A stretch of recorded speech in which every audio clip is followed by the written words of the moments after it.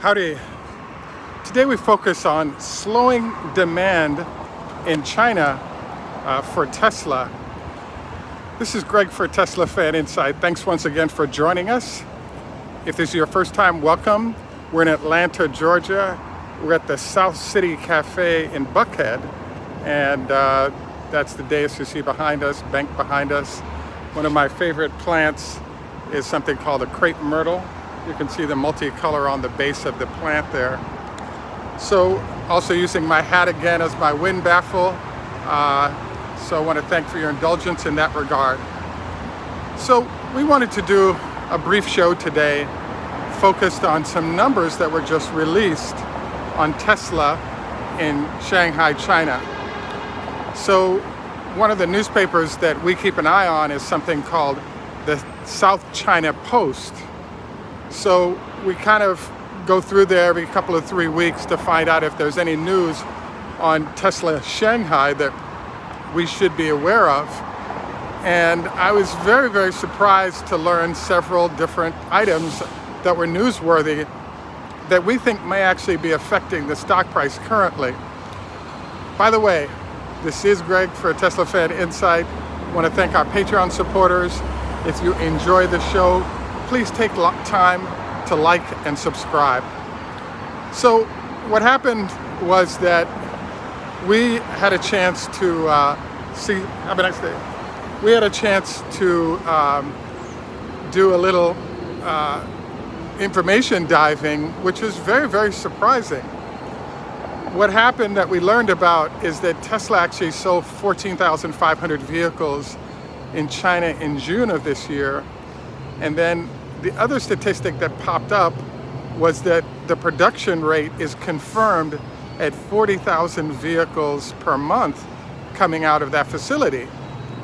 So I was kind of stunned when I saw the data points, because Tesla is very close-lipped on all of their numbers, and to have a piece of information like this get out, it was a big surprise.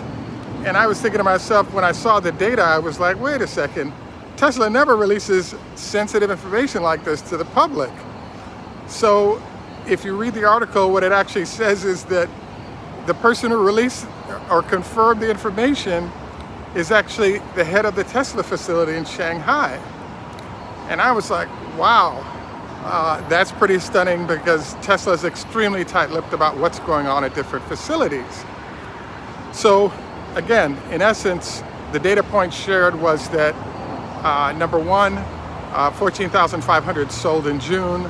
Number two, their run rate in China is in Shanghai facility is now 40,000 vehicles a month, basically 10,000 vehicles a week. So in theory, on weeks when we have longer months, we may be seeing more production coming out of that facility with that extra fifth week. So we can start to get a feel for what the annualized production is coming out of that facility. The other data points of interest that dropped in that I was kind of intrigued by that showed slowing demand, I think, is that there was a mention that that facility has gone from 2-month delays after you order your vehicle until you get it to 2-week delays currently. The one other data point that was shared was that Tesla used to require a $2,800 deposit for vehicles that were on order. That deposit has declined to $150. So we wanted to sort of walk back through these numbers and review some of the implications of these developments. The first issue is the fact that, wow, they went from March producing 11,000 vehicles a month or 12,000 vehicles a month to now they're at 10,000 vehicles a week / 40,000 vehicles a month. That's awesome.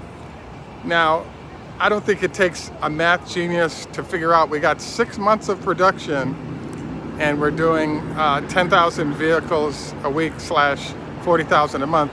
So 6 times 4 equals 24,000 vehicles, or 240,000 vehicles out of that facility for this year. In theory, there's a plus or minus, there'll be shutdown days.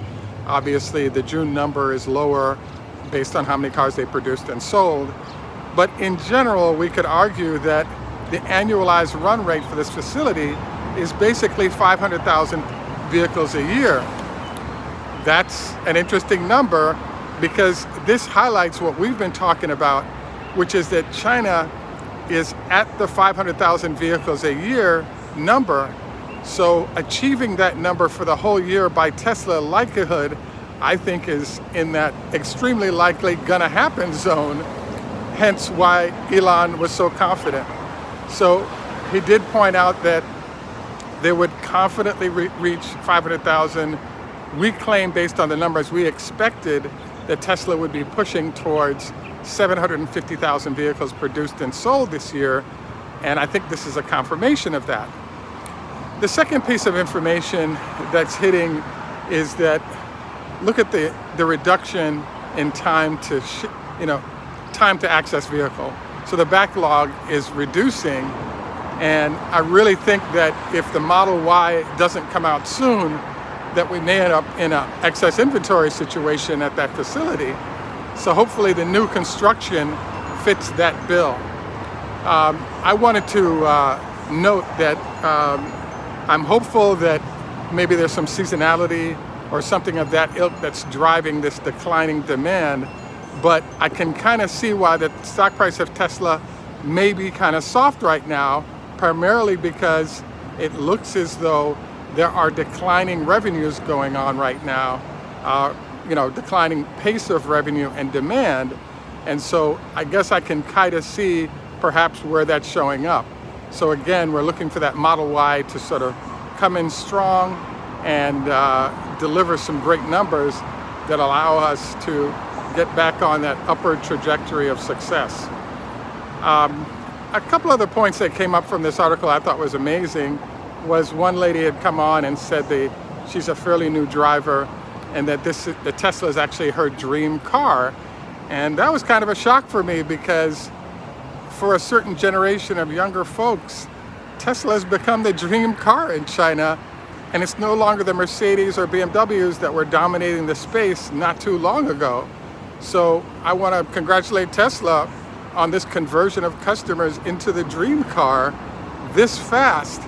And I was like, how could it be? I was thinking, how could it be a dream car when the car only started being produced 6 months ago? But she articulated that the autopilot facilities were a key driver, given that she's a new driver, and so therefore it is her dream car, and therefore she bought it, which is great. One of the strange things that came out of this article that is being pondered, and I haven't figured it out yet, is that there was mention of the fact that it's a good thing that it takes less time to get to your car right now, but I really could see why the stock price might be soft.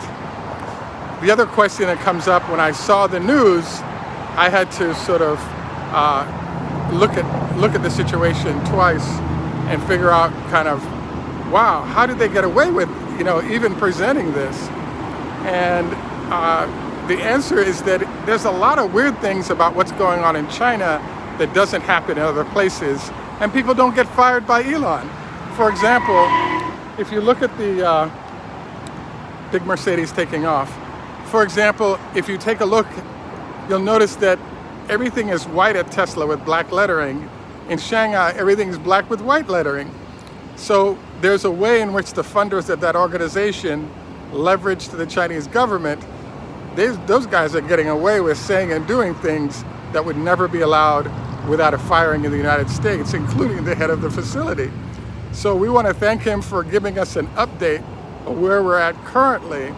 I really think what this sounds like to me is by the time we get into the August-September timeframe, we're down to a week or even inventory sitting on the way out to customers. And I'm hopeful that the new construction delivers the Model Y so that those sales are going to be spread out of a couple of different types of vehicles. And we'll keep you posted on what we learn on this. At any rate, I guess the other note to make is that China has become extremely important. This does bring up a question, though, which is, if we have excess inventory in China, might we see an effort by Tesla to start allowing China to ship to Australia or other Asian countries that don't have vehicles to make up for the slowness of demand locally. India evidently has interest, and there are a number of countries in that space that don't have a lot of Tesla inventory right now, and one wonders if you couldn't use that as a way to fill up your production demand space a bit. At any rate, I do believe this may be an impactor on why the stock has been a little bit soft in terms of what is actually happening in China. We appreciate getting a window on those numbers that we can add to our command of what's going on. We look forward to your comments on this. This is Greg for Teslafaninsight. Tschüss, German, au revoir, French, Lehitro, Hebrew, Choda Hafez, Farsi, Assalamu alaikum. Also wanted to say hey do, Swedish, Zdravstvuyte, Russian hello, Ni hao ma, hello in Chinese. Thanks for joining us. Have a great day. Bye for now. Please take time to like and subscribe. We could use some help on Patreon. And if you're interested in SpaceX shares, we do have a few available as well. Just drop a note under here. We'll get you access to that. Have a great day. Bye for now. And thanks for joining us.